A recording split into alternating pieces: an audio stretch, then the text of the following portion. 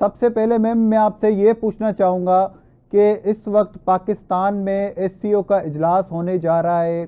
पाकिस्तान के लिए एससीओ का इजलास और इस वक्त जो पाकिस्तान में सिचुएशन है, जो पॉलिटिकल चीज़ें चल रही हैं, उन सब को किस तरीके से आप देख रही हैं, किस तरीके से आप इस पूरे मामले को एनालाइज करती हैं?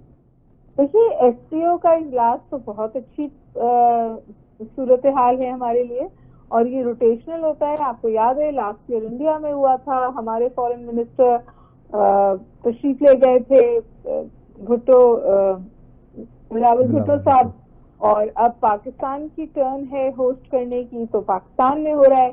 जो पॉलिटिकल सिचुएशन है वो थोड़ी सी मखदूश है, लेकिन आज 4 तारीख है और इजलास 15-16 तारीख को शायद इजलास है। मुझे बिल्कुल समझ में नहीं आ रहा कि हुकूमत क्यों इस सिचुएशन को एस्केलेट कर रही है।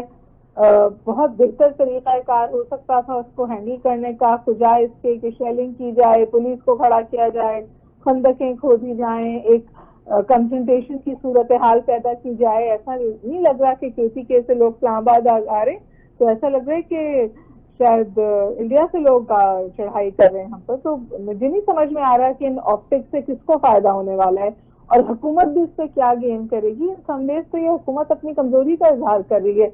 इंटरनेट बंद है, कराची तक में इंटरनेट स्लो डाउन हुआ है। मुझे बिल्कुल समझ में नहीं आ रहा क्या माइंडसेट है। अच्छा, इसमें इंडियन फॉरेन मिनिस्टर का भी अब ऐलान हो गया है कि वो भी शिरकत करने जा रहे हैं इस इजलास में। तो इससे क्या लगता है आपको, क्या एससीओ के प्लेटफॉर्म को यूज़ करके हम पाकिस्तान और इंडिया के ताल्लुकात में किसी भी किस्म की कोई बेहतरी देख सकते हैं, कोई इम्प्रूवमेंट देख सकते हैं? देखिए जी, ये बिला वजह हम हाइप क्रिएट कर रहे हैं। ये जो इस वक्त चाहे बिलावल भुट्टो साहब तशरीफ ले गए थे 12 साल बाद इंडिया पाकिस्तान से लास्ट ईयर, या जयशंकर इस वक्त पहली दफा पाकिस्तान तशरीफ ला रहे हैं, इस विजिट को इंडिया पाकिस्तान के ताल्लुकात के तनाजुर में मत देखिए।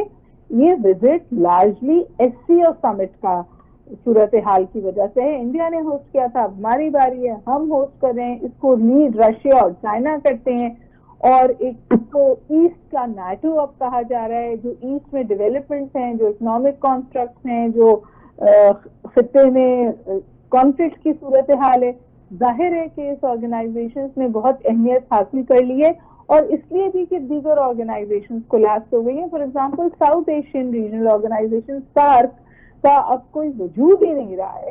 तो मैं समझती हूँ कि एससीओ इम्पोर्टेंट कन्वर्जेंस पॉइंट है, और इंडिया ने एक स्मार्ट डिप्लोमेटिक मूव किया है कि वो आ रहा है, वरना जो इम्पोर्टेंट कॉन्वर्सेशन होंगी वो उससे बाहर रहेगा। डेलिब्रेशन में उसका point of view factor in नहीं होगा, और इंडिया बहुत स्मार्टली अपने ऑप्टिक्स के साथ खेलता है।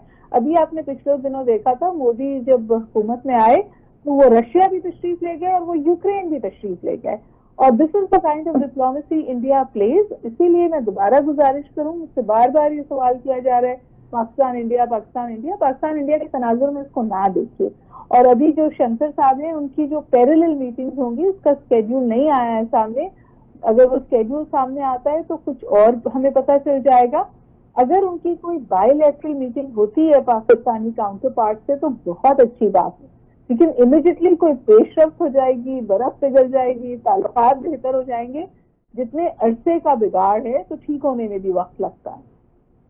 अच्छा मैम, मैं आपको एक और मामले की तरफ ले जाना चाहूँगा। ईरान इसराइल इस वक्त जो मामला चल रहा है, उसमें इवन यूएस जो है वो इनकरेज कर रहा है इजराइल को जवाब देने के ऊपर, हमला करने के ऊपर। तो अगर इजराइल ईरान के ऊपर हमला करता है और सिचुएशन एस्केलेट होती है, तो पाकिस्तान को आप कहाँ देख रही हैं? क्या इसके इम्पैक्ट पाकिस्तान पर भी पड़ सकते हैं? देखिए, पाकिस्तान सिर्फ मजम्मत की हद तक महदूद रहेगा। पाकिस्तान ना तो रीजन का हिस्सा है और ना वो पॉलिटिकली इस पोजीशन में है, इकोनॉमिकली इस पोजीशन में है कि कोई बहुत फाल्स स्टांस ले सके। बहरहाल पाकिस्तान को on the right side of international law ही रहना चाहिए, और इस ये जो एस्केलेशन है मिडल ईस्ट में, इसको यूएन सेक्रेटरी जनरल ने सिकनिंग एस्केलेशन कहा है। और जो जबान इस वक्त अमेरिका बोल रहा है वो तो वही अल्फाज हैं जो इजराइल उसके मुंह में डाल रहा है, क्योंकि इलेक्शंस का सीजन है। और जो अमेरिकन इस वक्त पॉलिटिकल फ्रेमवर्क हैं वो ऐसे हैं कि कोई ख्वाब नहीं देख सकता व्हाइट हाउस जाने का, अगर अमेरिकन ज़ियोनिस्ट लॉबी उनके खिलाफ हो। अमेरिकन ज़ियोनिस्ट लॉबी इस वक्त इजराइल को सपोर्ट कर रही है, इसलिए अमेरिका भी सपोर्ट कर रहा है, लेकिन ये दुनिया का पॉइंट ऑफ व्यू नहीं है। ये दुनिया की बढ़ती हुई फ्रस्ट्रेशन जो है इस हवाले से, उसका पॉइंट ऑफ व्यू नहीं है। आज आपने ईरान में भी देखा, सख्त स्टेटमेंट्स आए, इरानियन प्रेसिडेंट और सऊदी फॉरेन मिनिस्टर की मुलाकात हुई है। ये डेवलपमेंट्स अहम हैं, और जो इजराइल की अनरिस्ट्रेन्ड वायलेंस है वो उससे सब परेशान है। और ईरान ने तो मुस्लिम वर्ल्ड को यूनाइट करने को कहा है, तो मेरा ख्याल है अगर पाकिस्तान का वहाँ कोई किरदार है तो उसे अदा करना चाहिए।